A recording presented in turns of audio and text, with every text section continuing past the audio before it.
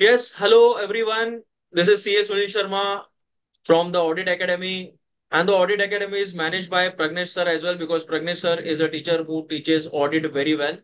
और 6 महीना पहले मैं ज्वाइन हो गया था ऑडिट एकेडमी में and this was my first encounter on the online lectures because पहले मैं ऑफलाइन लेक्चर्स दिया करता था as I am having a 15 years plus experience in teaching for CA inter and CA final. So I associated with the Audit Academy और ये मेरा मई 2024 was the first batch of online lecture और उसमें से एक स्टूडेंट जिन्होंने top किया हुआ है in AFM that is Yash Lapasiya. Extremely sorry, CA Yash Lapasiya. Okay, so uh, he is with us. So is going to tell about the journey कि मतलब कैसे उन्होंने सीए स्टार्ट किया था in a very short. Okay, so इतना लंबा वीडियो नहीं बनेगा, डोंट वरी एट ऑल. तो उन्होंने कैसे स्टार्ट किया था मैं आपको बता देता हूँ कि इन 2016 he started with the CPT और उसके बाद में 2017 में he started with his journey of IPCC that is integrated professional competence course जो बाद में आके सीए इंटर बन गया हुआ है आपके बैच में जैसे सीए इंटर है. After CPT it was IPCC integrated professional competence course हुआ था. Ups and downs he has managed, and finally from the qualified, now he has sorry, from aspirant he has become a qualified chartered accountant, that is CA Yash लपासिया. So सबसे पहली बात यश बताओ कि कैसा feel हो रहा है after becoming a chartered accountant. So हमारे जो स्टूडेंट्स है जो सुन रहे हैं आपको, so they will be getting highly motivated because wonderful job you have done that you have scored in AFM 87 marks. 87 marks इन्होंने स्कोर किया AFM and AFM is my paper जो फर्स्ट मेरा एनकाउंटर था with online class. And he has proved me wrong कि sir नहीं, online पे भी आपको रिजल्ट मिल सकता है if the student is dedicated और अगर फोकस्ड है तो obviously on the online you will be getting a good results as well. Yes, CA Yash Lapasiya. So how was your journey? Directly आते हैं हम सीए फाइनल पे. सर, फाइनल के time पे तो काफी मेहनत लगती है, जैसे कि सबको पता ही है। तो उसमें फर्स्ट अटेम्प्ट में तो काफी मोटिवेटेड था कि भाई अच्छे से पढ़ेंगे और फर्स्ट अटेम्प्ट में क्लियर कर देंगे। बट तभी थोड़े से मार्क्स के लिए रह गया था। बट फिर समहाउ सेकेंड अटेम्प्ट में मेरा ग्रुप टू हो गया एंड फिर ग्रुप वन रह गया था। एंड फाइनली अभी ग्रुप वन मेरा कंप्लीट हो गया है। ओके. तो फीलिंग गुड, थोड़ा सिंक इन करने को टाइम लगता है। सो बस वही थोड़ा ऐसा। तो आप बताइए कि मतलब कि वैन क्या क्या होता है ना कि आई ऑल्सो अंडरस्टैंड की सिचुएशन कैसे होता है कि जब we put roll number on the screen, या तो हम मोबाइल में व्यू करते हैं या तो हम लैपटॉप में व्यू करते हैं. जब हम रोल नंबर डालते हैं, ठीक है, और रजिस्ट्रेशन नंबर वी पुट और फिर बाद में उसके बाद में कैप्चा आ जाता है. So the moment we write. Put captcha, जब हम कैप्चा पुटअप करते हैं और जब वो बटन क्लिक करते हैं, obviously that takes only the fraction of second. लेकिन वो फ्रैक्शन ऑफ सेकंड में माइंड में इतने परम्यूटेशन कॉम्बिनेशन चलते हैं यार, सक्सेसफुल अनसक्सेसफुल सक्सेसफुल अनसक्सेसफुल, क्या होने वाला है, सिर्फ वो कैप्चा डाल के और दैट बटन क्लिक करके. सो हाउ वाज दैट फीलिंग? तभी तो लिटरली हैंड शिवर कर रहा था, क्योंकि एक्सपेक्टेड था कि पास तो हो ही जाऊंगा। बट फिर बाद में डर वो भी था कि फिर अगर कुछ मार्क्स के लिए अगर रह गया तो फिर जो दर्द होगा, फिर वो वापस से जो पढ़ाई है वो वापस मेरे से। मैं रेडी नहीं था कि मैं वापस से बुक्स खोलूं। और अभी तो मैं बुक्स को देखना भी नहीं चाहता हूँ। सो तभी तो जब भी मैं सबमिट मैंने दबाया तो वही कि अनसक्सेसफुल लिख के आया। अरे सक्सेसफुल लिख के आया, तो फिर वही कि सक्सेसफुल है कि अनसक्सेसफुल, क्योंकि वो तभी कुछ डिफरेंट लिख के आया था। तो फिर बाद में वही चीज था कि मैं रजिस्टर करने को टाइम लग गया मुझे। और फिर मैंने धीरे धीरे करके मार्क्स देखे तो उसमें देखा कि 87 है और मिडिल में 87 लिखा है, तो समझ गया कि एएफएम में 87 है। Second paper was AFM. Yes yes. Okay. So okay. So that was your feeling कैसा, मतलब और क्या लग रहा है अब आगे के क्या प्लान्स है आपके after becoming qualified now? What you are going to do in future? Like बहुत सारे लोग आज मैंने देखा हुआ है कि दे अपीयर फॉर कैट, जैसे some of our students appear for CAT also, और कोई इन्वेस्टमेंट बैंकिंग, रिस्क मैनेजमेंट, यहाँ पे वो अपना करियर ऑप्शन सर्च करते हैं. सो what is your career option after becoming a chartered accountant? Sir अभी तो फिलहाल मुझे इक्विटी रिसर्च में काफी इंटरेस्ट है।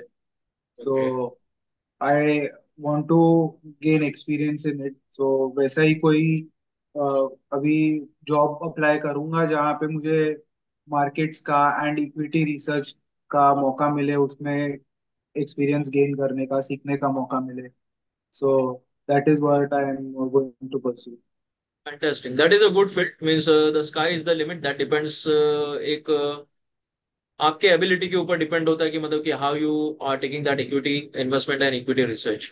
Okay, so what was your expectation है, क्या आपने एक्सपेक्ट किया था? बिकॉज आई नो यश की यश ने काफी सारे डाउट्स पूछे हुए थे, एंड बिकॉज यस। टीचिंग में इतना एक्सपीरियंस है ना कि मतलब जैसे आप डाउट्स पूछ रहे थे, and it was a quality doubts, getting it, मतलब ऐसा मैं नहीं बोल रहा हूँ कि मतलब कि student should not ask any doubt, but it was a quality doubts and he was having some of the innovation, अपने साइड से भी कुछ ना कुछ ये टेक्निक निकलता था और मेरे साथ शेयर करता था कि sir is this correct, is this correct. Because आज मैं इसके पूरे चैट गो थ्रू कर रहा था from March 11th onwards.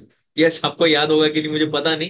From March 11th onwards हमारे दोनों का कनेक्शन चालू हो गया from the online class, and he use to be in touch with me, so whatever the queries जो भी होता था वो पोस्टिंग करते जाता था, and I was used to solve his query at the earliest। कोई कोई queries थोड़े डिलेड हो जाते थे बट अल्टीमेटली वो सॉल्व हो जाता था।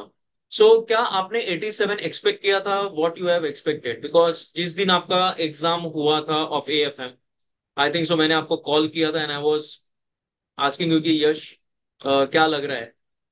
सो आपने बोला कि सर 70 प्लस लग रहा है, 70 प्लस तो आ ही जाएगा, but yes sir. 87 is unbelievable. Was not expected. So initially इतने आई अच्छे यूज्ड टू मार्क्स स्कूल में भी नहीं आए सर। अरे initially I was used to, जब मैं ऑनलाइन पे फर्स्ट टाइम आया था तब मैं ये बोलता था कि 70 प्लस स्कोर करेंगे, 70 plus. Now you have highly motivated me कि अब मैं बोल सकता हूँ 80 प्लस।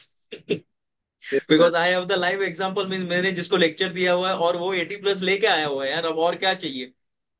जिस स्टूडेंट को मैंने यस। मतलब गाइड किया हुआ है। Okay, so he has brought 87 marks, so once again congratulation to you Yash. Thank you so Okay, much sir. and any message for our juniors, those who are going to give, because देखिए कभी कभी ऐसा होता है कि मतलब कि कभी 4 मार्क के लिए आपका अटेम्प्ट रह गया या 5 मार्क के लिए रह गया हुआ है, ठीक है। सो वहां पे थोड़ा सा उनको मतलब फील होता है कि यार अभी कैसे किया जाए, बिकॉज आपके भी राइट। लाइफ में काफी अप्स एंड डाउन्स आए थे, but you manage to struggle over there और आज आप एक क्वालिफाइड चार्टर्ड अकाउंटेंट बन चुके हो। So what is the message to our juniors who or aspirants who are going to attend in future or in November 24 to your side, Yash? Thank you so much sir. Sir बस यही है कि हमें जो study material दिया हुआ है ICI ने, सो ये सब सब पहले भी जितने भी क्वालिफाई हुए हैं चार्टर्ड अकाउंटेंट्स, उन्होंने सबने यही बोला है कि जो स्टडी मटेरियल दिया है आप उनसे ना हटो। कोई भी ऐसे दूसरे बुक्स के लिए ना जाओ जिसमें और आपको लगे कि मैं और सम्स करूँ सॉल्व या कुछ। जो पहले आईसीआई ने दिए हैं पास्ट पेपर्स के, और जो मॉड्यूल के समझे, उसको अच्छे से प्रैक्टिस करना बहुत जरूरी है। एटलीस्ट मॉड्यूल को तो आप 3 बार लिख के प्रैक्टिस कर ही लो। मैंने 3 बार सर लिख के मॉड्यूल को प्रैक्टिस किया था। हाँ, फुल मॉड्यूल लिख के नहीं, बट फर्स्ट टाइम मैंने फुल लिख के किया। फिर मैंने जो, मुझे ऐसा लग रहा था कि ये इम्पोर्टेंट सम है और काफी टफ है, समझ में नहीं आ रहा है, तो उसको स्टार मार्क कर दिया था। और नेक्स्ट दोनों रिवीजन टाइम में, सेकंड और थर्ड रिवीजन में, मैंने उसको लिख लिख के प्रैक्टिस किया है जो स्टार मार्क थे। सो हमें ऐसा नहीं देखना है, किसी टीचर को ये नहीं पूछना है सर इम्पोर्टेंट सम्स कौन से, हमें कौन से टफ लग रहे हैं या कौन से इम्पोर्टेंट लग रहे हैं या कौन से हमें दिमाग में नहीं बैठ रहे हैं, वो हमारे लिए इम्पोर्टेंट है। कुछ कुछ सम्स छोटे मोटे भी रहते हैं। और अभी तो एमसीक्यूज भी आ गया है एएफएम में। सो वो एक एडवांटेज भी है और डिसएडवांटेज भी है। एडवांटेज ये कि जो एएफएम में क्वेश्चंस पूछते हैं वो एज इट इज वो लोग जो मॉड्यूल का क्वेश्चन है या उन्होंने पहले कहीं पे क्वेश्चन बनाया है वही क्वेश्चन को पूछ लेते हैं एज अ एमसीक्यू। और पहले हम लोग को ये मौका था कि ये चैप्टर नहीं आ रहा है तो हम ये चैप्टर छोड़ देते हैं, बट अभी वो मौका नहीं है कि हम वो चैप्टर को छोड़ सके।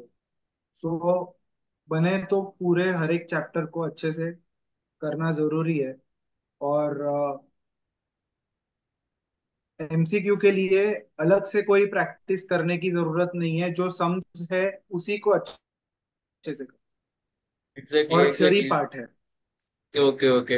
सो यहाँ पे मोस्ट ऑफ द एस्पिरेंट जो है वो स्टडी मैट को बहुत मिस आउट कर देते हैं, बिकॉज यहाँ वहाँ भाग के बहुत सारे नोट्स वो जमा कर लेते हैं। और बेसिकली जो जैसे obviously when I started online, तो आपको भी पता है कि मैं स्टडी मैट को ही स्टिक टू था। मेरे अपने कोई भी नोट्स नहीं थे, तो study mat, because I know that कि अगर एक बार आपका स्टडी मैट परफेक्ट हो गया देन एनी काइंड ऑफ मतलब कि कैसे भी पेपर आने दो, या टफ आने दो, इजी आने दो, whatever, okay, you will be able to score a good marks over there.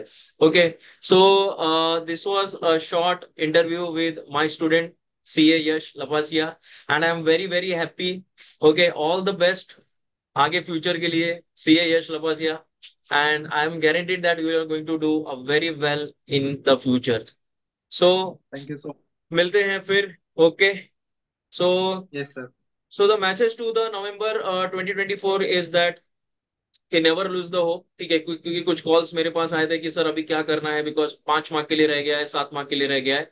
सो आपके सामने यार लाइव एग्जांपल है, ये देखो 2016 से सीपीटी का जर्नी चालू किया था, and now today is a CA Yash Lapasiya. So thanks everyone for watching this. All the best. Thank you so much sir.